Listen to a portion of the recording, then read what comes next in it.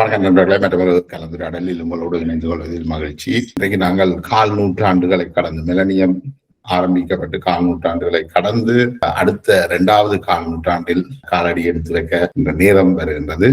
அந்த வகையில இந்த புத்தாண்டில் நாங்கள் அனைவரும் இந்த வன்முறைக்கு எதிராக கடந்த காலத்தில் இடம்பெற்ற வன்முறை சம்பவங்களை கண்டித்தும் ஒரு புதிய சமாதான சூழலை நோக்கியும் நகரோணும் என்ற ஒரு உயர்ந்த நோக்கத்தோடு இந்த பதிவினை மேற்கொள்ள விளைகிறேன். தேசம் குரல் ஊடகங்கள் மீது பல்வேறு விமர்சனங்கள் வைக்கப்படுகிறது. நாங்கள் விமர்சனங்களை சந்திப்பதில் பொழுதும் ஆர்வமாக இருக்கின்றோம். அந்த விமர்சனங்களுக்கான பதில்களையும் வழங்குவதில் எங்களுக்கு எந்த பிரச்சனையும் கிடையாது. ஆனால் அந்த விமர்சனங்கள் கருத்து ரீதியானதாக இருக்க வேண்டும், ஒழிய வன்முறை சார்ந்ததாக இருக்க தேவையில்லை. நாங்கள் விலங்குத்தனமான சிந்தனை முறையில இருந்து ஒரு நாகரிகமான மனித சிந்தனை முறைக்கு நாங்கள் வந்திருக்கிறோம். அந்த அடிப்படையில நாங்கள் அந்த நாகரிகத்தை எங்களோட உடுப்புல நடையுட பாவனைகள்ல காட்டுறதோட எங்களோட சிந்தனை முறையிலையும் அதை காட்டுறது நல்ல நினைக்கிறேன். அண்மையில சில கொலை மிரட்டல்கள், நாக்கை வெட்டுவோம், வீல் சேரில் இருத்துவோம் போன்ற விடயங்கள், உயிருக்கு உத்தரவாதம் இருக்காது, இவ்வாறான சம்பவங்கள் மேற்குலக நாடுகள்ல இருந்த சிலராலேயே மேற்கொள்ளப்படுகிறது. இது தொடர்பில் ஒரு பதிவை நான் ஏற்கனவே வெளியிட்டிருந்தேன். அந்த பதிவில நான் மிக தெளிவாக என்னுடைய பின்னணி பற்றி சொல்லியிருந்தேன். இந்த பதிவில குறிப்பாக இந்த விமர்சனங்களுடைய அவசியம், ஏன் நாங்கள் இந்த விமர்சனங்களை செய்ய வேண்டி இருக்கின்ற தொடர்பில் கருத்து தெரிவிக்கலாம் என்று நான் நினைக்கின்றேன். அண்மை காலமாக இன்பராசா, செல்லக்குட்டி, ஈஸ்வரன், முல்லமதி, அம்மு முகிலன் என பல புலி சார்ந்த தரப்பினரை நான் உரையாடி இருக்கின்றேன். அதுல இன்பராசா, முல்லமதி, அம்மு முகிலன் போன்றவர்கள் புலிகள் சார்ந்த தங்களுடைய கருத்துக்களை வைத்திருக்கின்றனர், நேர்காணல்களை பதிவு செய்திருக்கின்றனர். அவர்கள் வெவ்வேறு கோணத்தில் தங்களுடைய நேர்காணல்களை வழங்கி இருந்தனர். நாங்கள் வரலாறு என்று எடுக்கப்படும் பொழுது இந்த வரலாற்றினுடைய முதலாவது எழுத்து இந்த செய்திகள், இந்த நேர்காணல்கள் தான் வரலாற்றினுடைய முதலாவது பதிவு. அந்த செய்திகள் ஏற்கனவே பல வெவ்வேறு செய்திகள் கடந்த காலங்களில் வெளியில வந்திருக்கு. அதுக்கு அடுத்ததாக இந்த நேர்காணல்களின் ஊடாக அந்த செய்திகளுடைய தன்மைகளை நாங்கள் உறுதி செய்து கொள்கிறோம், அல்லது அதனை ஒரு மீளவும் பார்க்கின்றோம். என்றால் வரலாறு என்பது தனிப்பட்ட ஒருவரால் எழுதிவிட முடியாது. மற்றது அதுக்கு ஒரு கோணம் மட்டும் இருக்காது, பல்வேறு கோணங்கள் இருக்கு. நாங்கள் தேசம் திரை, தேசம் நெட், தேசம் குரல் எல்லாம் என்ன செய்ய பார்க்குது என்றால் வரலாற்றை மக்கள் முன்னுக்கு வைக்கிறோம். இவ்வாறான தகவல்கள் இருக்கு, இவ்வாறான சொல்லப்பட்டிருக்கு.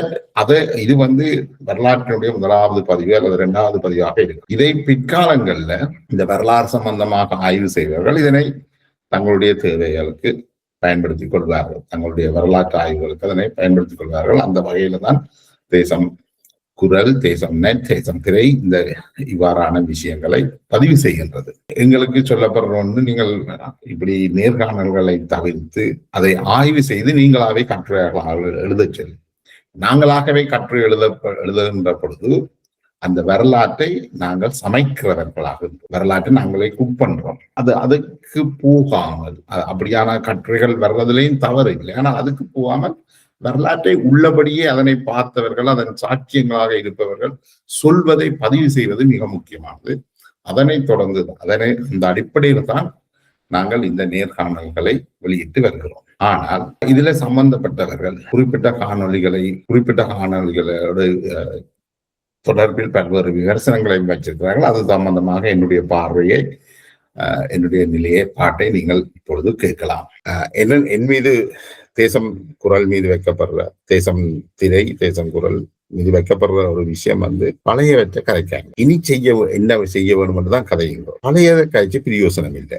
ஏன் பழசு கதைக்க கூடாது? ஏன் பழசு கதைக்க வேணும்? வரலாறு இருந்துதான் நாங்கள் கன விஷயங்களை கற்றுக்கொள்வோம். நாங்கள் பழச கதைக்க கூடாதுன்னா நாங்கள் 83 கலவரத்தை பற்றியும் கதைக்க கூடாது, 56 சத்தியாகிரக போராட்டத்தை பற்றியும் கதைக்க கூடாது இல்லை. அதுக்கு பிறகு நாங்கள் தமிழாட்சி மாநாட்டை பற்றியும் இல்லை கேட்கக்கூடாது. ஏன் கதைக்கிறோம்?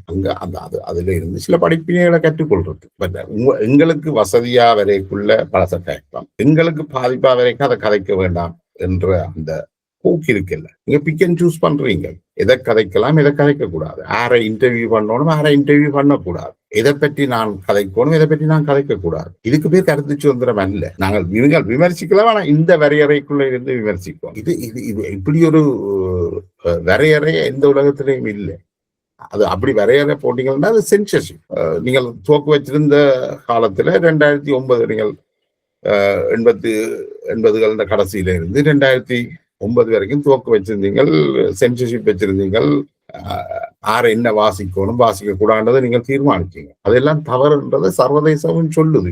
இப்ப இதுல திருப்பியும் நின்று நாங்கள் வெளிநாடுகளையும் இருந்து கொண்டு ஊர்லயும் இருந்து கொண்டு ஜெயபாலன் இன்னார் தான் இன்டர்வியூ இருக்கணும், இன்னார் இன்டர்வியூ இருக்கக்கூடாது, ஜெயபாலன் இன்ன கேள்விதான் கேட்கணும், இன்ன கேள்வி கேட்கக்கூடாது, இப்படித்தான் விமர்சிக்கணும், என்ன எதிர்பார்க்கிறீங்க? மருந்து உங்களுக்கு எல்லாம் விளங்கணும். இந்த அன்கான்சியஸ் மைண்ட் ஒன்று நாங்கள் நடைமுறையில யோசிக்கிறது, கான்சியஸா நாங்க யோசிச்சு சிந்திச்சு எடுக்கிற முடியும். மற்ற முடிவுகள் அன்கான்சியஸா நாங்கள் எடுக்கிற முடியும். அன்கான்சியஸ்னா எங்கிற ஆழ்நிலையில நாங்கள் எடுக்கிற முடிவு.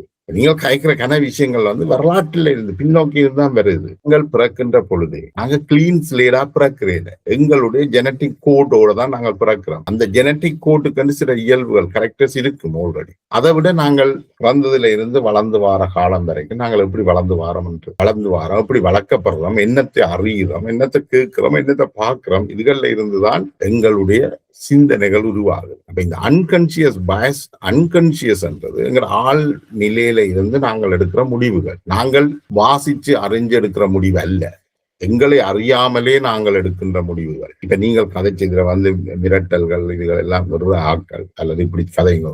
நான் என்ன பொறுத்த வரைக்கும் நான் அது ஒன்றும் மிரட்டலா பார்க்கல. ஆனா அந்த பாணி அதுல தெரியுது. இப்போ முல்லமதியெல்லாம் நல்ல நண்பர் இருந்தார். ஆனா இதெல்லாம் என்ன செய்தன்னா இது ஒரு அன்கான்சியஸ் டிசிஷன். அவர்களை அறியாமலே அவர்களுடைய சிந்தனை அப்படித்தான் கொண்டு வரும். என்றால் அவர்கள் நீண்ட காலமாகவே இவ்வாறான ஒரு பயிற்சிகளுக்குள்ளால்தான் வந்திருக்கணும். ஏற்கனவே நான் விடுதலை புலிகளுக்கு கொண்ட ஒரு கட்டமைப்பு இருக்கு. அந்த கட்டமைப்பில் அவர்கள் சத்தியப்பிரமாணம் செய்கின்றார்கள். சத்தியப்பிரமாணத்தில் அவர்கள் தமிழகத்துக்காக சத்தியப்பிரமாணம் செய்கிறார் இல்லை, அவர்கள் விடுதலை புலிகளுடைய தலைவருக்காக தான் சத்தியப்பிரமாணம் செய்கின்றார். அது இந்த அடிப்படையில தான் அது கட்டப்படுது. அங்கே ஒரு அரசியல் இல்லை. அரசியல் இல்லாதது அல்லது அரசியல் இன்மைதான் அவர்களுடைய அரசியல். அவர்கள் அங்க எதையும் கற்றுக்கொள்ள. அதனாலதான் இன்னைக்கு விடுதலை புலிகள் சார்பில் கதைக்கிறதுக்கு ஒருத்தரும் இல்லை. அப்படி கதைக்கக்கூடிய ஆட்கள்னா இன்பராசா போன்றவர்கள் கதைக்கிறார்கள், முள்ளமதி கதைக்கிறார்கள், விரல் விட்டு எண்ணக்கூடியவர்கள் கதைக்கிறார்கள். ஆனா அவர்களும் என்ன சொல்கிறார்கள்? நாங்கள் கதைக்கிறது மட்டும்தான் சரி, நாங்கள் கதைக்கிறது மட்டும்தான் உண்மை. அவர்களுக்கு உண்மை என்றது ஒரு சப்ஜெக்டிவ் மேட்டர். அது மாறும். அவர்களுக்கு அது புரிஞ்சு கொள்ள இல்லாமல் இருக்கு. அதான் எனக்கு புரியலை. இது ஒரு மிக அடிப்படையான விஷயம். உண்மைகள் என்றது ஒன்று ஒப்ஜெக்டிவ்ஸ் என்று சொன்னால் அது மாறாது. அது நீங்கள் இந்த 2009 யுத்தத்துல இத்தனை பேர் கொல்லப்பட்டார்கள் என்றால் அது ஒப்ஜெக்டிவ். அதை யாரும் அதை நீங்கள் டெஸ்ட் பண்ணலாம், நம்பர் கணக்கு எடுத்து சொல்லலாம். இந்த இடத்துல இந்த சம்பவம் நடந்தது ஒப்ஜெக்டிவ். மற்ற விஷயங்கள் இந்த உண்மை, நேர்மை, ஜனநாயகம் இதெல்லாம் சப்ஜெக்டிவ் மேட்டர்ஸ். இது இடத்துக்குள்ள மாறும். உண்மை என்று சொன்னால் இப்ப நான் முல்லமதி இந்த விஷயத்திலேயே எடுப்பேன். முல்லமதி சொல்றாரு ராமலிங்கம் தமிழ் மக்களை காட்டி கொடுத்துட்டாரு. இது சப்ஜெக்டிவ் மேட்டர். முல்லமதி விடுதலை புலிகள் அல்லாதவர்கள் அல்லது ஏனையவர்கள் சொல்றார்கள் இல்ல, ராமலிங்கம் தமிழ் மக்களுக்காக போராடினவர், அவரும் தமிழ் மக்களுடைய உரிமைக்காக குரல் கொடுத்தவர். இது விவாதத்துக்குரியது. நாங்கள் என்ன செய்யறோம்? இந்த சப்ஜெக்டிவ் மேட்டருக்காக ஆக்களை சொல்றோம், கொலை செய்யறோம். இப்ப சில 2009 முதல் சுமந்திரன் படுகொலை செய்யப்பட்டிருப்பார், துரோகி என்று சொல்லப்பட்டிருப்பார். இன்னைக்கு படுகொலை செய்யாம நீங்கள் துரோகி என்று சொல்றீங்க, அவ்வளவுதான் வித்தியாசம். அவருக்கு ஒரு கருத்து இருக்கின்றதை நாங்கள் ஏற்றுக்கொள்ள தயார். நாங்கள் ஒரு பன்மைத்துவமான சமூகத்துல வாழ்றோம்ன்றதை நாங்கள் ஏற்றுக்கொள்ள இல்லை. எங்களுடைய கருத்துக்களுக்கு எதிரான கருத்துக்களை மற்றவர்கள் அச்சிருக்கிறதுக்கு ஒரு உரிமை இருக்குன்னு கூட நாங்கள் எண்ணுறமே. பெரும்பான்மையுடைய கருத்து தான் சரியாண்டா சிங்கள மக்கள் சொல்ற கருத்து இல்ல சரியா இருக்கும். ஏன்னா சிங்கள மக்கள் தானே பெரும்பான்மை. அப்படி இல்லையே. மற்றது உண்மைகளுக்கு ஒவ்வொரு பக்கத்துல இருக்கு. அதான் இலூஷன் சொல்லுவாங்களே, ஒரு பக்கத்துல இருந்து பார்த்தா ஒரு வடிவத்துல தெரியும், அதே நீங்கள் இன்னொரு கோணத்துல இருந்து பார்த்தா இன்னொரு வடிவத்துல தெரியும். அப்ப இந்த இலூஷன் டிலூஷன் இதெல்லாம் இருக்குது. இதை வச்சு போட்டு இதையெல்லாம் விட்டுட்டு நாங்கள் சொல்றதுதான் சரி, இதை தவிர வேறு ஒரு உண்மையும் இல்லை, அப்படி இல்லை. அதை முதல்ல நீங்கள் ஏற்றுக்கொள்ளணும். 99% நீங்கள் சொல்றதுல உண்மை இருந்தாலும் 1% அதுல இல்லை என்று சொன்னா நீங்கள் அதுக்கான இடத்தை கொடுப்போம். அதான் நாங்கள் நீதிமன்றங்கள்ல என்ன சொல்றது, beyond benefit of the doubts, சந்தேகத்துக்கு இடம் இல்லாமல்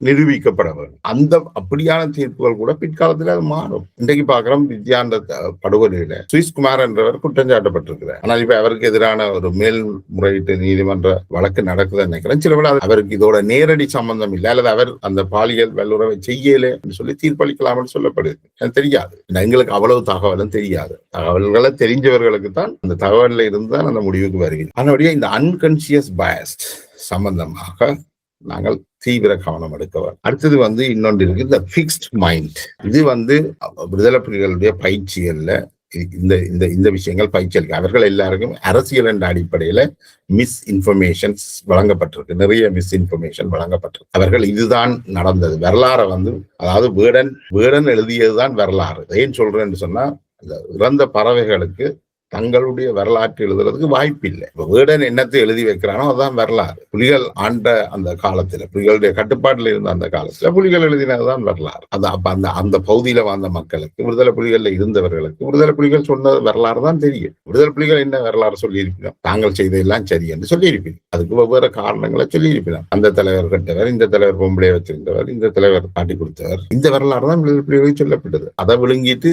அதை வச்சுக்கொண்டுதான் நீங்கள் இன்றைக்கு விமர்சனங்களை வைக்கிறீங்க. அதுக்கு வெளியில நீங்கள் எதையும் வாசிக்கவும் இல்லை, பார்க்கவும் இல்லை, அதுக்கு முயற்சியும் எடுக்க.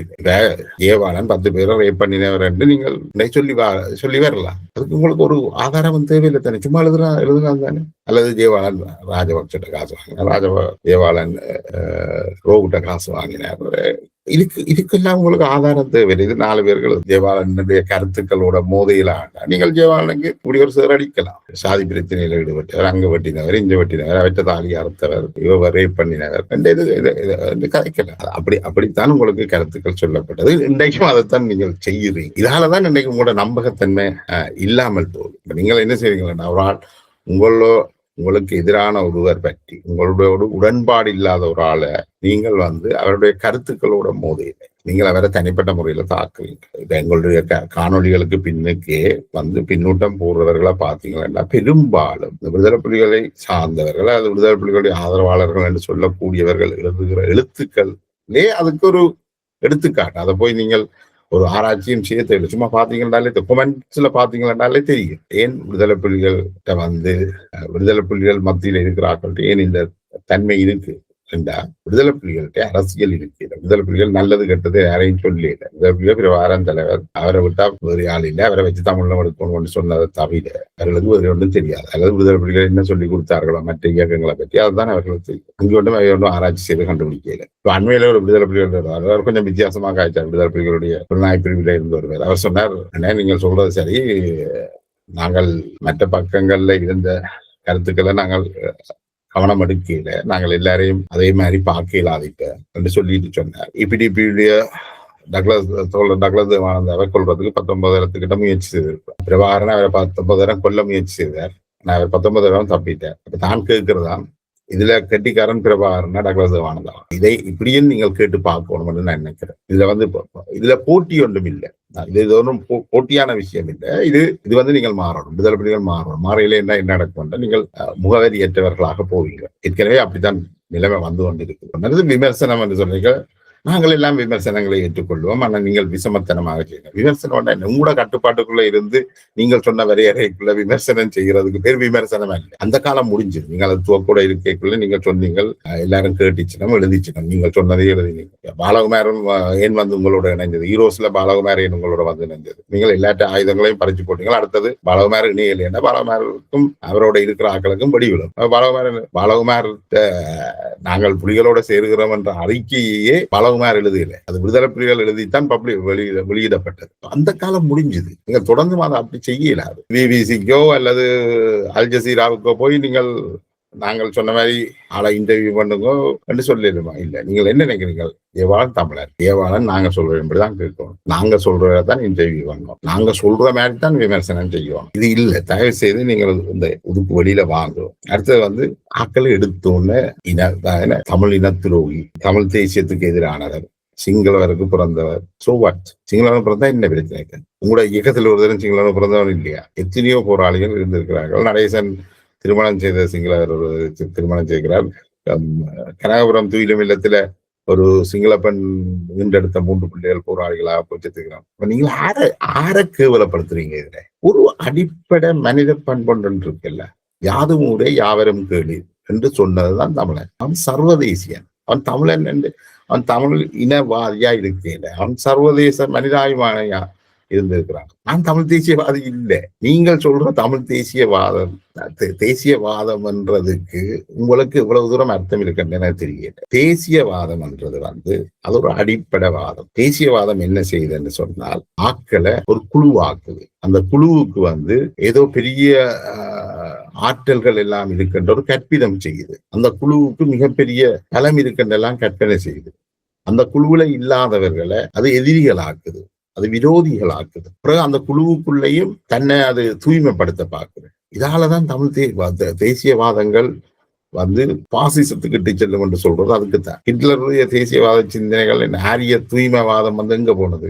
யூதர்களை கொண்டார்கள், அப்போ ஒருத்தரும் கேட்கல. பிறகு தொழிற்சங்கவாதிகளை கொண்டார்கள், இப்போ யாரும் கேட்கல. பிறகு கிறிஸ்தவர்களை கொண்டார்கள், ஏனைய மதங்களை சார்ந்தவர்களை கொண்டார்கள், யாரும் கேள்வி கேட்க. கடைசியா பக்கத்து வீட்டுக்காரனையும் கொண்டார்கள், ஒருத்தரும் கேள்வி கேட்க போயில, என்ன தனக்கு வரையில இவரையே கொள்ள வரும்போது கேள்வி கேட்கறதுக்கு ஆரம்பிக்கல. இதுதான் அந்த ஒரு பிரசித்தமான ஒரு கவிதை ஒன்று சொல்லுது. அதே மாதிரி தான் தேசியவாதம் நீங்கள் என்ன செய்றீங்கன்னா, தமிழ் இனத்துக்கு ஏதோ என்ன கல் தோன்றி மண் தோன்றா காலத்து முன் தோன்றிய மூத்த குடி என்று எல்லாம் சொல்லுங்க. தமிழுக்கு ஒரு பெருமை இருக்கு, அதை நான் மறக்கிறேன். அது ஒப்ஜெக்டிவ் ஆனது. தமிழ் ஒரு மூத்த மொழி என்பது அது ஒப்ஜெக்டிவ் ஆனது. அதே மாதிரி அது ஒரு சர்வதேசிய மயமானது. தமிழ் என்றதுக்காக நாங்கள் ஏனைய சமூகங்களுக்கு விரோதிகளாக இருக்கணும் என்ற அவசியம் இல்லை. நீங்கள் எடுத்தோன்ன இந்த முத்திரையில குத்துறது விதத்திலும் ஆரோக்கியமானதாக இருக்காது. உலகத்திலே பார்த்தோம்னா நாங்கள் புலம்பெயர்ந்து இருக்கிற நாடுகள் எல்லாம் தேசியவாதம் தலைகுறுக்கி இருக்கு. பிரித்தானியாவில, அமெரிக்காவில, ஐரோப்பிய நாடுகள்ல எல்லா இடத்துலயும் நாங்கள் எங்கெங்க எல்லாம் போய் அகதி அந்தஸ்து கேட்கிறோமோ அங்கெல்லாம் இனவாதம் தலை தூக்கி இருக்கு. அது தேசியவாதம். ஆங்கிலேய தேசியவாதம், அமெரிக்க தேசியவாதம், ஜெர்மனியர்களுடைய தேசியவாதம் என்ன சொல்லுது? நீங்கள் எங்களை மாதிரி இல்லை, எங்கட கலர்ல இல்லை, எங்கட மொழி பேசுற இல்லை, எங்கட பழக்க வழக்கம் உங்கள்கிட்ட இல்லை, ஜெர்மனியருக்கு தான். அவனும் என்ன சொல்றான்? நீங்கள் எல்லாரும் ஜெர்மனிய விரோதிகள், நீங்கள் எல்லாரும் ஆங்கிலேய விரோதிகள், நீங்கள் எல்லாரும் அமெரிக்க விரோதிகள். அது எல்லாத்தையும் நாங்கள் புள்ளி என்று சொல்ற நாங்கள் எங்கட நாடுகள்ல, நாங்கள் புலம்பெயர்ந்து இருக்கிற நாடுகள்ல இருக்கிற தேசியவாதங்கள் எல்லாத்தையும் புள்ளி என்று சொல்றோம். நாங்கள் தமிழ் தேசியவாதம் மட்டும் சுத்தமான சுவாமி புள்ளி என்று சொல்றோம். ஏன்? நீங்கள் தமிழ் பெற்றாளராக இருங்கோ, தமிழ் உணர்வாளராக இருங்கோ, அதுல எந்த தவறும் இல்லை. தமிழ் தேசியவாதம் என்று நீங்கள் கற்ற பிம்பங்கள் இருக்கல்லோ, இது மிக ஆபத்தான. தமிழ் தேசியவாதம் இல்லை. தமிழ் ஒரு ஆள் தமிழ் தேசியவாதியாக அல்ல தமிழ் இனத்தவராக இருக்கிறதுக்கு என்ன தேவை? சரி, தமிழ் மொழி தேவை என்று வைங்களேன். ஐரோப்பிய நாடுகள்ல உள்ள பெரும்பாலான இந்த இளம் தலைமுறைக்கு தமிழ் தெரியாது. தமிழ் இல்லையா? அவர்கள் சைவ சமயத்தை மட்டும்தான் ஃபாலோ பண்ணணும். அப்ப கிறிஸ்தவர்கள், முஸ்லீம்கள், பௌத்தர்கள் தமிழர்கள் இல்லையோ? அப்ப சாதி ரீதியாக யார் எந்த சாதியை சேர்ந்தவர்கள் தமிழர்கள்? இதுக்கெல்லாம் உங்கள்ட்ட பதில் இருக்கா?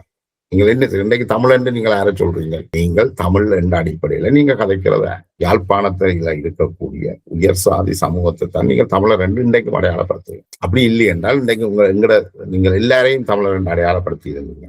வெவ்வேறு தமிழ் தரப்புகள்ல இருந்து தலைவர்கள் வந்திருக்கவர், வெவ்வேறு சாதிய சமூக கட்டமைப்புகள்ல இருந்து தலைவர்கள் வந்திருக்கவர், வெவ்வேறு மதம் பேசுகிறவர்கள் தலைவர்களாக வந்திருக்கவர். இன்றைக்கு இருக்கணும் அப்படி இல்லையே. ஏன் எல்லாரும் ஒரு ஒற்றை இதுக்கு கீழே இருக்கிறோம்? அதாவது சைவ வெள்ளாள ஆண்கள் மட்டும்தான் தமிழ் தேசியத்தின் தலைவராக இருக்கிறோம். ஏன் அதை நீங்கள் மாத்தலாமல் இருக்கிறோம்? இதுதான் தேசியவாதம். தேசியவாதங்கள் தேசியவாதத்தை எப்ப ஏற்றுக்கொள்ள தேசியவாதத்துக்கு எப்ப முற்போக்கு பாத்திரம் பெறுமெண்டா அது ஒரு ஒடுக்குமுறைக்கு எதிராக செயற்பட்டால் மட்டும்தான் தேசியவாதத்துக்கு ஒரு முற்போக்கு பாத்திரம் பெறும். தமிழ் தேசியவாதத்துக்கு ஒரு முற்போக்கு பாத்திரம் எப்ப இருக்குமெண்டா அது ஏனைய ஒடுக்குமுறைகளுக்கு எதிராக பூரா பேசவும். நாங்க பூரா பேசுறோமா? இல்ல. நாங்க என்ன செய்யறோம்? சிங்கள ஒடுக்குமுறைக்கு எதிராக சிங்கள பேரினவாத ஒடுக்குமுறைக்கு எதிராக மட்டும்தான் நாங்கள் குரல் கொடுக்கிறோம். அதுவும் யார் குரல் கொடுக்கிறோம்? ஒரு சைவ வெள்ளாள ஆணாதிக்க தலைமையை சேர்ந்தவர்கள் இதை பயன்படுத்தி. இது ஒட்டுமொத்தமாக எல்லாருக்கும் இல்லை. எப்ப பார்த்தாலும் பெறவரமும் யாழ்ப்பாணமும் என்ற அடிப்படையில தான் எங்கட சிந்தனை போகுது. சைவ வெள்ளாள அதுக்குள்ளதான் அது நிக்குது.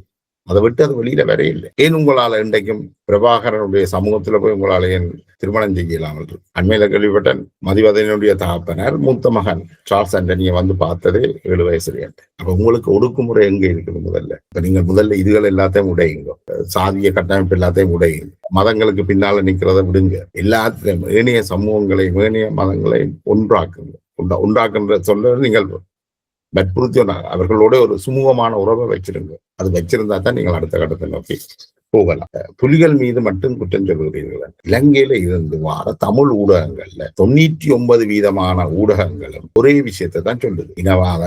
இலங்கை இனவாத அரசு, பேரினவாத அரசு அதை ஒடுக்கிட்டு நாங்கள் தமிழ் மக்களுக்கு உரிமை வேணும்.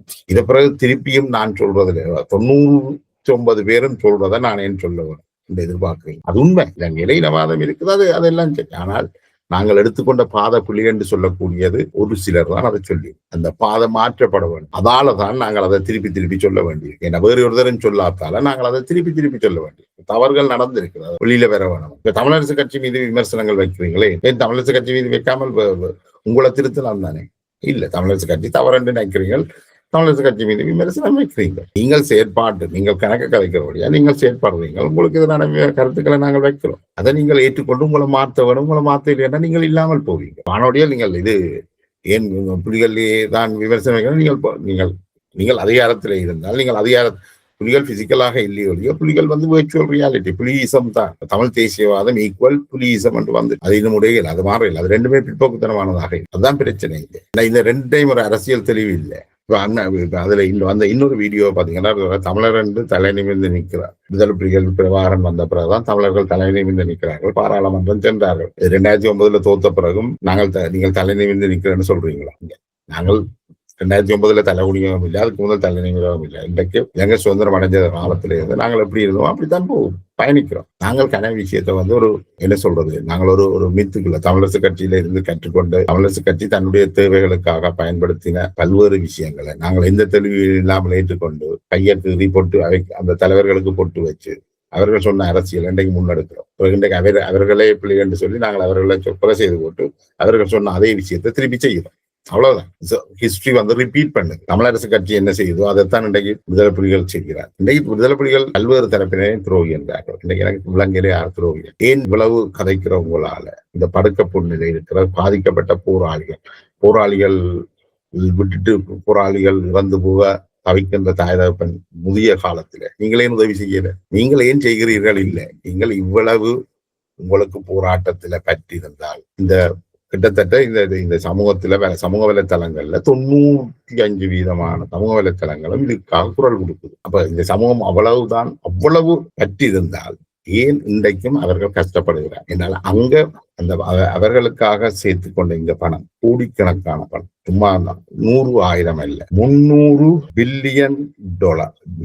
பில்லியன் US புலிகளுடைய சொத்துக்கள் வெளிநாட்டுல புலிகளுடைய கையில இருக்கு. அந்த சொத்துக்கள்ல இருந்து வருடத்துக்கு $300 மில்லியன் வருமானம் வருகிறது. இந்த வருமானத்தை அந்த பாதிக்கப்பட்ட போராளிகளுக்கு கொடுக்காமல் வச்சிருக்கிறதுக்கு எதிராக ஏன் நீங்கள் யாரும் போராடல? அதை பறிச்சேன் நீங்கள் கொடுக்கல. ஆர் துரோகி? புலிகள்ல இருந்து புலிகளுக்காகவே காசு சேர்த்து அதை ஆட்டைய போட்ட நீங்கள் துரோகிகளா? புலிகள் என்று சொல்றவர்கள் துரோகிகளா? இல்லை என்றால் இயக்கங்கள்ல நீ எல்லாம் போராடக்கூடாது, நீ மற்ற இயக்கத்தை உனக்கு எல்லாம் போராட உரிமை இல்லை, உங்க துவக்கையெல்லாம் தாண்டு பறிச்சு போட்டு அங்க சும்மா சிவனே என்று இருந்தவனை கொண்டே சித்திரவதை முகாமில கொலை செய்திருக்கிறீங்க. ஆனால் இங்க உங்களோட இயக்கத்தில இருந்து நீங்கள் சேர்த்த காச ஆட்டைய போட்டவர்களை உங்களால எதுவும் செய்ய முடியல. ஏன் இப்ப நீங்க சொல்றீங்க, இப்ப இன்பராசா வார தலைவர் இருக்கிறார், துவாரகா இருக்கிறார், எல்லாரும் வரியினம் என்று சொல்ற அவர் துரோகி என்று ஒரு பக்கம் சொல்லுது. முல்லமதி அவரை ஏற்றுக்கொள்றாரா இல்லையா எனக்கு தெரியல. முல்லமதி இன்னொரு பக்கம் சொல்றது பிரகாரம் 18ஆம் தேதி சாகையில 16ஆம் தேதியே செத்து போயிட்டார். அதை சொல்றவ ஒரு ஆள துரோகி என்ற மற்றால் ஒரு துரோகி, இவர் துரோகி என்றார். உங்களுக்குள்ளேயே ஒரு கருத்தியல் ரீதியான ஒற்றுமை கிடையாது, ஒரு செயற்பாட்டு ரீதியான ஒற்றுமை கிடையாது. நீங்கள் ஒற்றுமைப்படுற ஒரே ஒரு இடம் என்னென்றா அவனை கொல்லணும் இவனை கொல்லணும், அவன் துரோகி இவன் துரோகி என்று கடைசியா உங்களுக்குள்ளேயே நீங்கள் துரோகி பட்டங்களை கொடுத்து சீரடிச்சு கொண்டிருப்பீர்கள். இதுக்குள்ள எங்களையே நிறுத்தி விடுவீங்கன்னு எனக்கு என்ன தெரியல. நாங்கள் ஊடகம், நாங்கள் ஒரு விஷயத்தை ஒரு ஆள் காண்றோம், அதோட சம்பந்தப்பட்டது அவரை இன்டர்வியூ எடுப்போம். நாங்கள் இன்பராசாவையும் இன்டர்வியூ எடுக்கிறேன், முல்லமதியையும் இன்டர்வியூ எடுக்கிறேன், அம்மு முகிலனையும் இன்டர்வியூ எடுக்கிறேன். இன்பராசா சொல்றார் அம்மு முகிலனை நீ ஏன் இன்டர்வியூ எடுக்கிற? முல்லமதி சொல்றார் இவங்களை போல ஆக்களை, இன்பராசா அம்மு முகிலன் போன்ற ஆக்களை நீ இன்டர்வியூ எடுக்கிற, எங்களை ஏன் இன்டர்வியூ எடுக்கிறேன்? இதுக்கு நான் என்ன பதில் சொல்றது? என்ன வேறு ஒருத்தரும் கேட்கல. டக்ளஸ் தேவானந்தாவோ அல்லது சுரேஷ் பிரேமச்சந்திரனோ அல்லது சித்தார்த்தனோ கேட்கல என்ன நாங்கள் போல என்ன நீங்கள் செய்த கொலையோன்னு சொல்லக்கூடாது, நீங்கள் அவி எடுக்கக்கூடாது இவி எடுக்கக்கூடாது எல்லாம் ஒருத்தரும் சொல்லி நான் உங்களோட பக்கம் இருந்தான் இது வருகிறது. அவர்கள் அப்படி என்ன கேட்டால் நான் என்ன பதில் சொல்லுவேன் என்றது அவர்களுக்கு தெளிவாக தெரியும். அதனுடைய இதுகள் பற்றி நீங்கள் சிந்திக்கணும். அடுத்தது இன்னொரு ஒளிப்பதிவுல சொல்லியிருந்தால் மாவீரர்னால உலகம் எல்லாம் கொண்டாடுது, அப்படி ஒரு நிகழ்ச்சியை நீங்கள் கொண்டாடிடுமா? அப்ப நீங்கள் போராடுறது மாவீரர் தினம் நடத்துறதுக்கே போராடத்துவாங்க. நீங்கள் என்ன குழந்தை பிள்ளை கதை ஆயிக்கிறீங்க? 50,000 பேரை படுகொலை செய்திருக்கிறீங்க, ஒரு பிரயோசனமும் இல்லாமல் கொண்டே மரணிக்க கொடுத்துட்டு அதுக்கு கொண்டாடுறத நீங்கள் ஒரு பெருமையாக சொல்றீங்க. தமிழ் மக்கள் எல்லாரும் பாராளுமன்றம் போற அளவுக்கு வந்தது பிரபாகரனுக்கு முதலே அப்பன் பாராளுமன்றம் போகுது. இலங்கை சுதந்திரம் அடைஞ்ச காலத்தில இருந்து தமிழர்கள் பாராளுமன்றம் போயினம், பேசினம், சண்டை பிடிச்சினோம். உங்களுக்கு நீங்கள் என்ன சாதிச்சீங்க, என்ன சாதிக்கல என்றதே உங்களுக்கு தெரியவில்லை. இன்பராசா நிறைய குற்றச்சாட்டுகள் வைக்கிறார். ஆனா இன்பராசா என்ற கதைக்கு நான் பெருசா சொல்றதுக்கு ஒன்றும் இல்லை. அவர் ஒரு பேபி போராளி. பேபி போராளியா போனவர் இன்னும் பேபியா இருக்கிறார். அவர் இன்னும் வளர இல்லை. இன்னும் அவர் ஆள் வளர்ந்திருக்கிறார். மற்றபடி அவர் பேபி தான். விடுதலை புலிகள் புனர்வாழ்வளிக்கப்பட்ட விடுதலை புலிகள் கட்சியின் தலைவர். அவருக்கு நான் என்னது சொல்றது? இது ஒரு நீண்ட உரையாடலாக போயிட்டு தொடர்ந்தும் பேசுவோம். தேசம் குரல் தொடர்ந்தும் தன்னுடைய உரையாடலை வளர்க்கும். முரண்பட்ட கருத்துக்களுக்கான களமாக அது தொடர்ந்து இருக்கும். யாரும் தங்களுடைய கருத்துக்களை தெரிவிக்கிறதுக்கு இது இடமளிக்கும். அதே நேரம் என்னுடைய கேள்விகளுக்கு அவர்கள் பதிலளிக்கவும். அப்ப நாங்கள் இவ்வளவு நேரமும் நான் பேசியவற்றில் இருந்து உங்களுக்கு பல்வேறு விஷயங்களை புரிந்து கொள்ளக்கூடியதாக இருந்திருக்கும். அந்த வகையில இப்ப நாங்கள் பார்க்கக்கூடிய விஷயம் எம்முடைய அரசியல் நகர்வுகள் பற்றிய ஒரு மீளாய்வு அவசியம். நாங்கள் ஏன் வெவ்வேறு காலகட்டங்கள்ல எவ்வாறான முடிவுகளை எடுத்தோம்? ஏனென்றால் தமிழர்களுடைய எதிர்காலமும் அவர்களுடைய மேல்நிலையும் முக்கியமானது. அந்த அடிப்படையில தான் இந்த நேர்காணல்கள், இந்த ஆய்வுகள், இது சம்பந்தமான உரையாடல்கள் மிக முக்கியமானதாக நான் கருதுகிறேன். இப்ப எப்பவுமே தமிழ் தேசியம் மிக உறுதியாக இருக்குது. இந்த தமிழ் தேசியத்தின் ஒரு வரலாறு இருக்குது.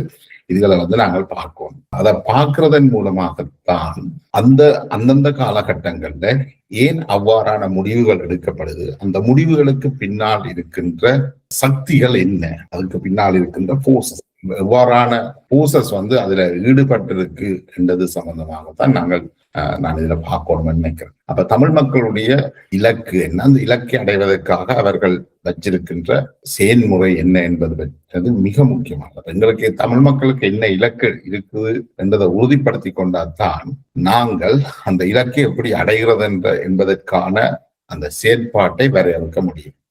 இலங்கை சுதந்திரம் அடைவதற்கு முதல் பார்த்தோம்னா நாங்கள் இப்ப சொல்கின்ற இந்த தமிழ் சிங்கள இனவாத பிரச்சனை அந்த காலகட்டத்துல பெரிதாக உணரப்படவில்லை. ஏனென்றால் காலனித்துவ காலகட்டத்துல 1915 நினைக்கிறேன் இலங்கையில இடம்பெற்ற முதலாவது கலவரம் முஸ்லிம்களுக்கு எதிரான கலவரமாகத்தான் இருந்தது. அந்த கலவரத்துல தமிழ் தலைமைகள் சிங்கள மக்களோட தான் கைகோர்த்து நின்றனர். அப்ப அங்க சிங்கள தமிழ் ஒற்றுமை மிக இறுக்கமாக இருந்தது. ஒடுக்கப்பட்ட முஸ்லிம் மக்களுக்காக தமிழ் மக்கள் குரல் எழுப்பில மாறி சிங்கள பெரும்பான்மையோடு தான் தங்களை நின்றவர்கள். அதுக்கு ஒவ்வொரு அன்றைய அரசியல் காரணங்களும் இருந்திருக்கு.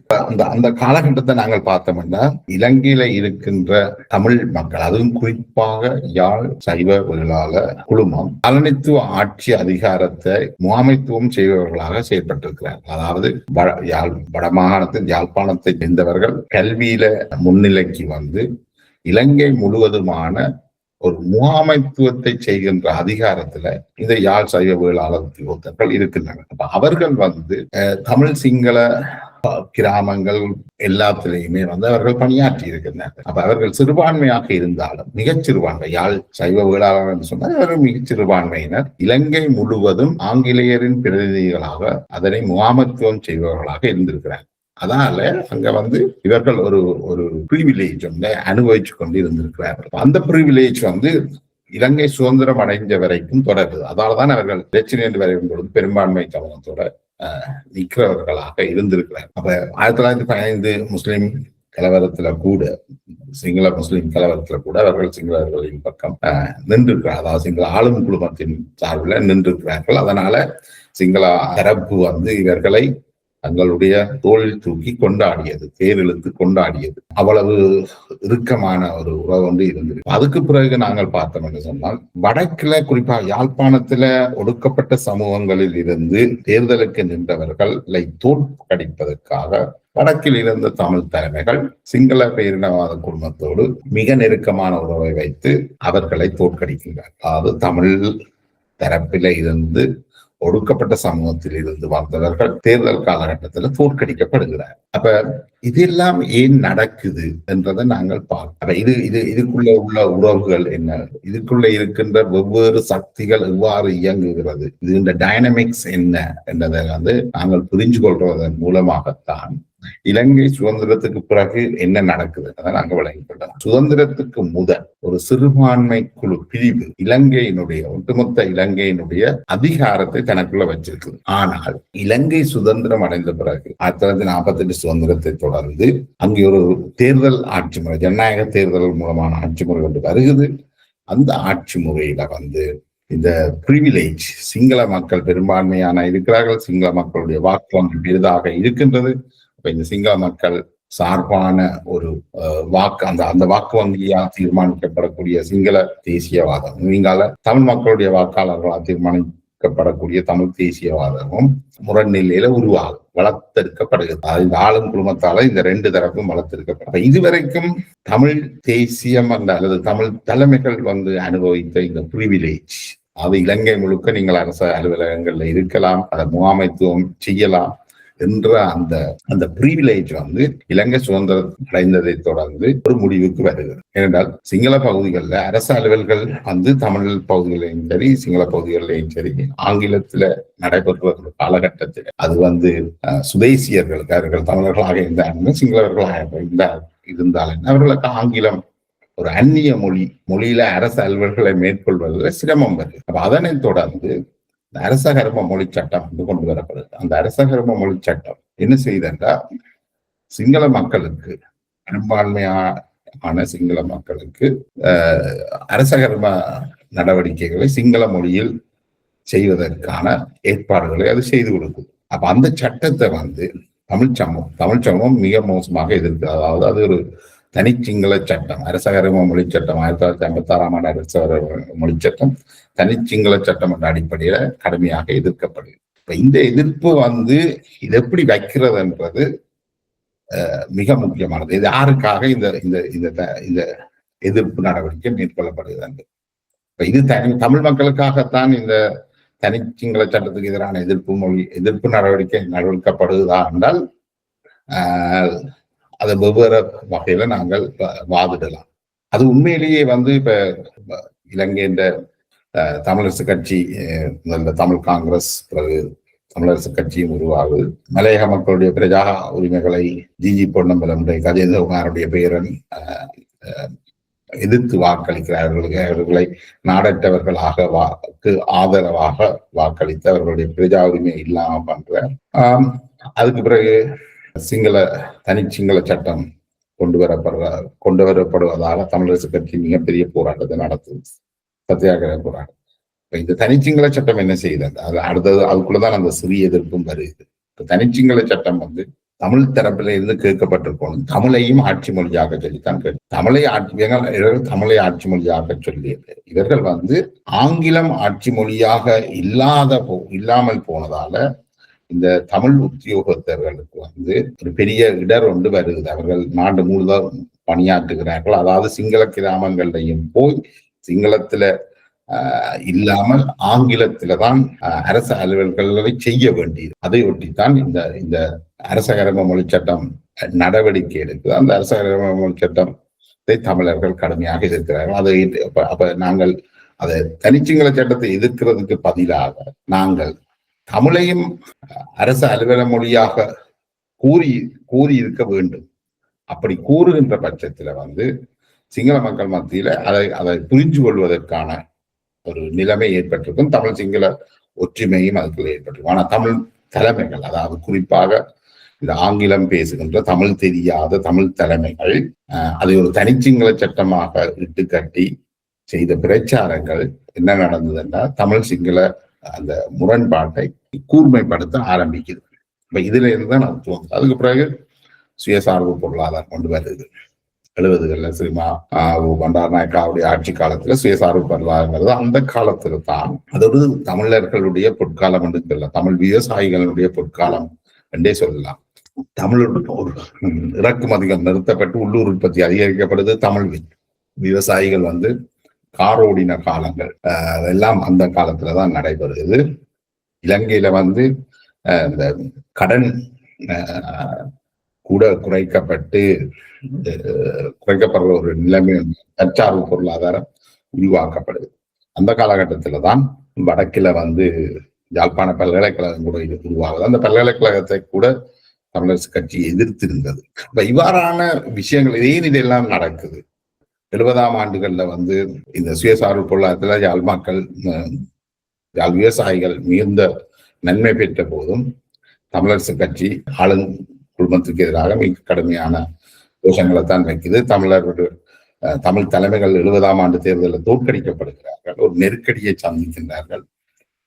இடதுசாரி கூட்டணிக்கு வந்து தமிழ் மக்கள் குறிப்பிடத்தக்க செல்வாக்கு இருந்தது. அந்த செல்வாக்கால தான் யாழ்ப்பாண பல்கலைக்கழகம் உருவாக்கப்படும். அதே போல 1964 நினைக்கிறேன் இலவச கல்வி அறிமுகப்படுத்தப்பட்டது. இது எல்லாமே வந்து தமிழர்களுக்கு நன்மை பயக்கிற விஷயங்களாக இருக்கு. அது வெறுமனே யாழ் சைவ வேளாளர்கள் மட்டும் படிக்கக்கூடிய நிலைமை மாறி இலவச கல்வி என்பதால அனைவரும் கல்வி கற்கக்கூடிய ஒரு நிலைமை வந்து உருவாகும். அப்படி இந்த நிலைமை இருந்தாலும் தமிழ் மக்கள் குறிப்பாக யாழ் மாவட்டத்துல வந்து இந்த கல்வி புலமைக்கு ஒரு அதீத முக்கியத்துவம் வழங்கப்பட்டிருக்கிறது. அதனால அவர்களுக்கு வந்து விவசாயம் போன்ற விஷயங்கள்ல அவ்வளவு ஆர்வம் இல்லாமல் முகாமைத்துவம், அரச உத்தியோகங்களுக்காக அவர்கள் கல்வியில கூடுதலான கவனம் செலுத்துகின்றார்கள். இலங்கையில சனத்தொகையில வந்து 70% சிங்கள மக்களாக இருந்தாலும் பல்கலைக்கழகங்களுக்கு செல்வது போன்ற விடயங்கள்ல வந்து யாழ் மாவட்டத்தை சேர்ந்தவர்களின் எண்ணிக்கை மிக அதிகமாக இருக்குது.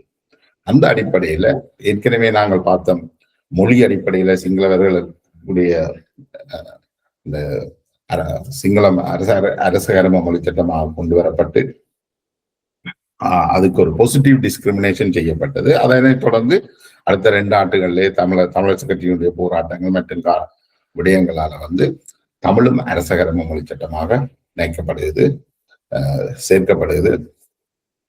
இவ்வாறு இந்த விஷயங்கள் நடந்து கொண்டு வருகின்ற பொழுது 70களில் தமிழரசு கட்சி தோல்வியதுதான். அதே நேரம் அங்கே ஒரு தமிழ் மக்கள் மத்தியில ஒடுக்குமுறைக்கு எதிராக, சாதி ஒடுக்குமுறைக்கு எதிரான போராட்டங்கள் கிளந்தது. இந்த விஷயங்கள் எல்லாத்தையும் பார்க்கக்குள்ள இந்த சாதிய போராட்டங்களை தணிக்கின்ற வகையில் அல்லது அதை பின்தள்ளுகின்ற வகையில இன போராட்டத்தை தமிழரசு கட்சி முன்வைக்குது. அதாவது சாதிய போராட்டங்களை பின்தள்ளி இன முரண்பாட்டை முன்னிலைப்படுத்துகிறார்கள். அதன் மூலம் சாதிய போராட்டத்தை ஒரு பின்னிலைக்கு தள்ளுற ஒரு போக்க காண்றோம். அதை மழுங்கடிக்கிற வகையில தான் அது நடக்குது. அப்ப இந்த அடிப்படையில இந்த காலகட்டத்துல தான் இலங்கை அரசு வந்து யாழ் மாவட்டத்திலிருந்து பல்கலைக்கழகங்கள் செல்வர்களுடைய எண்ணிக்கை அதிகமாக இருக்கிற காரணத்தினால அவர்கள் இன ரீதியான தரப்படுத்தலை அறிமுகப்படுத்துகிறார்கள். ஆனா இந்த இன ரீதியான தரப்படுத்தல் வந்து கிட்டத்தட்ட ஒரு பாசிட்டிவ் டிஸ்கிரிமினேஷனாக சிங்கள மக்கள் மத்தியில இருந்து கூடுதலானவர்களை கொண்டு வரது. ஏன்னா தமிழ் மக்கள் மத்தியில இருந்து கூடுதலானவர்கள் பல்கலைக்கழகம் செல்ற நிலையில அதை சிங்கள மக்கள் மத்தியிலும் இந்த பல்கலைக்கழகங்கள் செல்வதற்கான விஷயங்களை ஊக்கப்படுத்துறதுக்காக ஒரு பாசிட்டிவ் டிஸ்கிரிமினேஷன் அரசு செய்யுது. இதுக்கு எதிராக மிக கடுமையான எதிர்ப்புகள் கிளம்பியதை தொடர்ந்து அரசு அந்த திட்டத்தையும் கைவிடுது. அந்த திட்டத்தை கைவிட்டு மாவட்ட ரீதியான தரப்படுத்தலை கொண்டு வருது. அந்த மாவட்ட ரீதியான தரப்படுத்தல் தான் பிறகு இலங்கையில உள்ள அனைத்து மாவட்டங்கள்ல இருந்தும் மாணவர்கள் பல்கலைக்கழகம் செல்வதற்கான வாய்ப்பை ஏற்படுத்துவது. வெறுமனே யாழ்ப்பாணத்திலேயும் கொழும்பிலையும் இருந்து பல்கலைக்கழகம் சென்ற நிலைமையை மாற்றி கிளிநொச்சி, மன்னார், முல்லைத்தீவு, வவுனியா, மட்டக்களப்பு, திருவோணமலை மற்றும் இலங்கை என்ற பல்வேறு பாகங்களை, குறிப்பாக மலைநாட்டில இருந்து எல்லாம் மாணவர்கள் பல்கலைக்கழகம் சென்ற அந்தந்த பிரதேசங்களை வளர்ச்சியை நோக்கி போற ஒரு நிலைமை உருவாகுது. இந்த விஷயங்கள் எல்லாம் நடந்து கொண்டிருக்க தமிழரசு கட்சி தன்னுடைய தோல்வியை வெற்றியாக மாற்றுறது பற்றி ஒரு ஸ்ட்ராட்டஜியை வைக்கிறார்கள். அதுதான் அந்த தமிழர்கள்.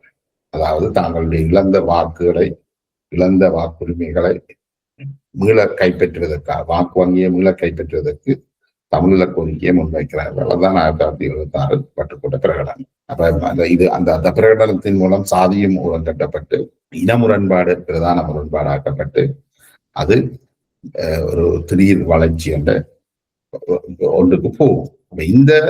இந்த அடிப்படையில தான் நாங்கள் அதுக்குள்ள வந்து 1978ஆம் ஆண்டு தமிழராட்சி மாநாடு நடக்குது.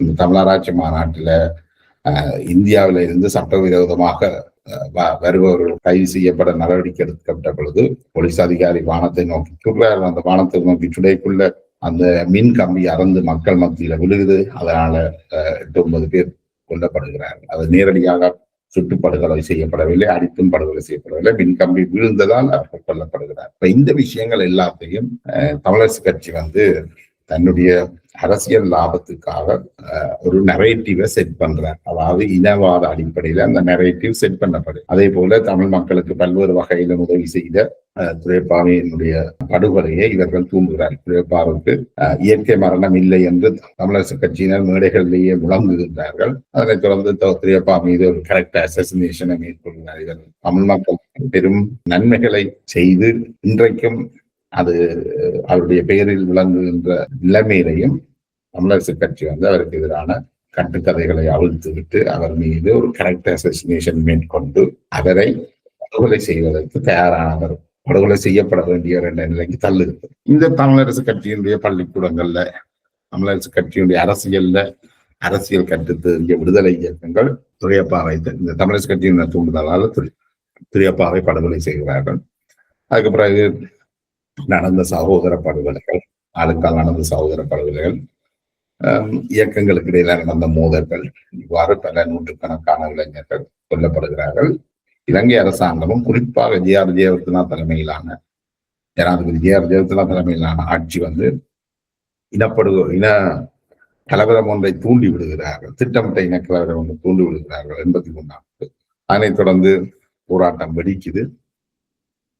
தமிழ் மக்கள் மத்தியில் ஒரு கொதிநிலை உருவாக்கப்படுகிறது. அந்த கொதிநிலையை பாவிச்சு இயக்கங்கள் தங்களுடைய அமைப்புகளுக்கு ஆட்களை சேர்க்கிறார்கள். பனிப்போரில் இருந்த இந்தியா, சோவியத் சார்ந்து அணியாக இருந்த இந்தியா, அமெரிக்கா சார்பு அணியாக சென்ற இலங்கைக்கு எதிராக ஒரு பாடம் படிப்பிக்கணும் என்ற வகையில தமிழ் இயக்கங்களை பயன்படுத்துகிறார்கள். இந்த பயன்பாடை அதுல இருந்து அந்த இந்தியா இயக்கங்களுக்கு பயிற்சிகள் அளிக்க ஆரம்பித்தது முதல் இலங்கையில் தமிழர்கள் ஒரு புலனாய்வு துறையினரின் கட்டுப்பாட்டுக்குள்ள இயங்குகிற அமைப்புகளாக அது கையாளப்படுகிறது.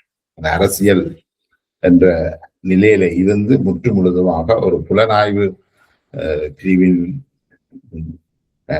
பொம்மைகளாக இவர்கள் செயற்பட புலனாய்வு வெவ்வேறு நாடுகளின் புலனாய்வு பிரிவுகளும் இவர்களை இயக்குபவர்களாக மாறுகிறார்கள். அதன் விளைவுகளை தான் நாங்கள் கடந்த 50 ஆண்டுகள்ல பார்க்கிறோம். அப்ப இந்த நிலைமைக்கு நாங்கள் எப்படி வந்தோம் என்றதை அறிகிறதன் மூலமாகத்தான் இந்த ஒவ்வொரு காலகட்டத்தை நாங்கள் பிரித்து மேய்ந்து கற்றுக்கொள்வதன் மூலமாகத்தான் தமிழ் மக்கள் தங்களுடைய எதிர்காலத்தை எப்படி திட்டமிடலாம் என்பதை பற்றி போகலாம். இல்லை, இன்றைக்கும் தமிழ் மக்கள் இந்த தமிழ் தேசியம் இன்றைக்கு வன்முறை வடிவம் எடுக்குதோ அந்த முதல் நாங்கள் ஒரு எமோஷனல் இடியட்ஸாகத்தான் செயல்பட்டிருக்கிறோம். நாங்கள்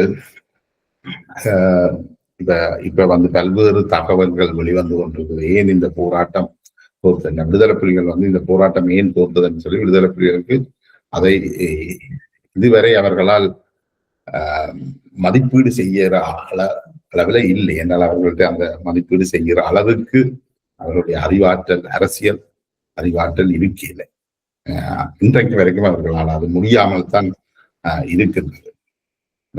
இந்த நிலையில இந்த ஊடகங்களுடைய பணி மிக முக்கியமானது. இந்த கடந்த காலங்கள்ல கிட்டத்தட்ட ஒரு 25 ஆண்டுகளாக ஊடகங்கள் ஒரே லாடன் கட்டின மாடுகள் போன்று ஒரே திசையில தான் அவர்கள் பயணிச்சிருக்கிறார்கள். அவர்கள் வேறு விஷயங்களை என்ன சொல்றது, மதிப்பீடு செய்பவர்களாக மதிப்பீடு செய்பவர்களாக இருக்கிறது. அந்த நிலையில தான் இந்த ஊடகங்களுடைய முக்கியத்துவம் வருகிறது. அதனைத்தான் தேசம் குரல், தேசம் திரை, தேசம் நெட் ஆகியன செய்ய முயற்சிக்கின்றன. அது முரண்பாடான ஒவ்வொரு சம்பவத்துக்கும் வெவ்வேறு பின்னணிகள், அந்த பின்னணிகள்ல வெவ்வேறு சக்திகள் இயங்கி இருக்கின்றன, ஒவ்வொரு போர்சஸ் அதுல இயங்கி இருக்கின்றன, அதுல ஒவ்வொரு டைனமிக்ஸ் இருந்திருக்கு. வெறுமனமே நாங்கள் எல்லாத்தையும் பிளாக் அண்ட் ஒயிட்டாக பார்த்து எடுத்த முடிவுகள் தான் எங்களுடைய இந்த மோசமான அரசியல் பின்னடைவுக்கு காரணமாக இருந்தது. நாங்கள் சிங்கள மக்களுடைய இணைந்து இந்த பிரச்சனைக்கு தீர்வு காண வேண்டும் என்றால் நாங்கள் கடந்த காலங்களில் விட்ட தவறுகளை எடுத்து அதனை கற்றுக்கொண்டு அதுல இருந்துதான் நாங்கள் முன்னுக்கு வரோம். அதை விட்டுட்டு கடந்த காலத்தை பேசி பலனில்லை, அதில் ஒன்றும் இல்லை, நாங்கள் தமிழர்களுக்காக நிற்க வேண்டும், நாங்கள் தமிழர்களுக்கு எதிராக சிங்களவர்களோட போய் நிற்க கூடாது போன்ற என்ன சொல்றது ஒரு அறிவுபூர்வமற்ற விஞ்ஞானபூர்வமற்ற விளக்கங்கள் எந்த வகையிலையும் தமிழ் மக்களுடைய முன்னேற்றத்துக்கு உதவாகும். இங்க இனவாதம் கலைக்கிறதுக்கான இடம் இல்லை. நாங்கள் பல நூற்றுக்கணக்கான பல ஆயிரக்கணக்கான போராளிகளை எங்களுக்குள்ளேயே படுகொலை செய்து எங்களோட மக்களையும் ஒரு தேவை இல்லாமல் வகை தொகையாக உயிரிழக்க செய்து ஒரு மீண்டும் ஒரு ஆரம்பித்த இடத்துக்கு பின்னால் போய் நின்றிருக்கிறோம். அந்த அடிப்படையில இனிமேல் நாங்கள் எடுக்கக்கூடிய அரசியல் நகர்வுகள் இவ்வாறான விவாதங்களுக்கு ஊடாக பல்வேறு விஷயங்களையும் கலந்துரையாடித்தான் ஒரு முடிவுக்கு வர வேண்டும். நாங்கள் நாங்கள் ஒரு சிலர் சொல்லாம விடுவதாக வரலாறு வரலாற்றை மறைத்து விடலாம் அல்லது வரலாற்றை நாங்கள் நினைத்தபடி எழுதிவிடலாம் என்று நினைப்பது நினைக்கிறேன் மிக முட்டாள்தனம். இப்ப விடுதலை புலிகள் இந்த விஷயத்துல விடுதலை புலிகளுடைய ஆதரவாளர்கள் அல்லது இந்த விடுதலை புலிகளின் விர்ச்சுவல் ரியாலிட்டி இருக்குதானே, தமிழ் தேசியமும் புலி தேசியமும் ஒன்றுண்டாகின இந்த நிலையில இதை நாங்கள் கடக்க வேண்டும். இதை நாங்கள் சரியான அடிப்படையில், அதாவது விஞ்ஞான ரீதியில நாங்கள் இதை கடந்து சென்று மதிப்பீடு செய்து, கடந்த காலங்களில் நடந்த விஷயங்களை மதிப்பீடு செய்து அடுத்த கட்டத்துக்கு நாங்கள் நகர்வோம். அதுக்கு இவ்வாறான உரையாடல்கள் மிக அவசியமானது. தேசம் நெட், தேசம் திரை, தேசம் குரல் அந்த இடத்துல ஒரு முரண்பாடுகளுக்கான களமாக இந்த மிரட்டல்கள், கொலை மிரட்டல்கள், அச்சுறுத்தல்கள் இது எல்லாம் தாண்டி அது தனது பயணத்தை தொடரும். இந்த 2020 ஆண்டு வருகின்ற 2020 ஆண்டுல நாங்கள் எல்லோரும் ஒரு வன்முறை அற்ற அரசியலுக்காக உழைக்க வேண்டும் என்ற அந்த கேட்டுக்கொண்டு அல்லது இதுவரை காலமும் நாங்கள் மேற்கொண்ட அரசியல் படுகொலைகள், சித்திரவதைகள் இது எல்லாத்தையும் நாங்கள் இவற்றுக்கு எல்லாத்துக்கும் நாங்கள் மன்னிப்பு கேட்டுக்கொண்டு இதனை செய்தவர்கள், இந்த அரசியல் படுகொலைகளை செய்தவர்கள், சித்திரவதைகளை செய்தவர்கள், அதனை ஊக்கப்படுத்தியவர்கள் அவற்றுக்கான மன்னிப்பை கோரிக்கொண்டு ஒரு வன்முறை அற்ற அரசியலை நோக்கி நாங்கள் நகர்வதற்கு தயாராக இருந்தால் வரலாறு அவர்களை மிதித்து கடந்து சென்று கொண்டே இருக்கும் என்று சொல்லி இந்த பதிவை நிறைவு செய்யலாம் நினைக்கிறேன். நன்றி, வணக்கம்.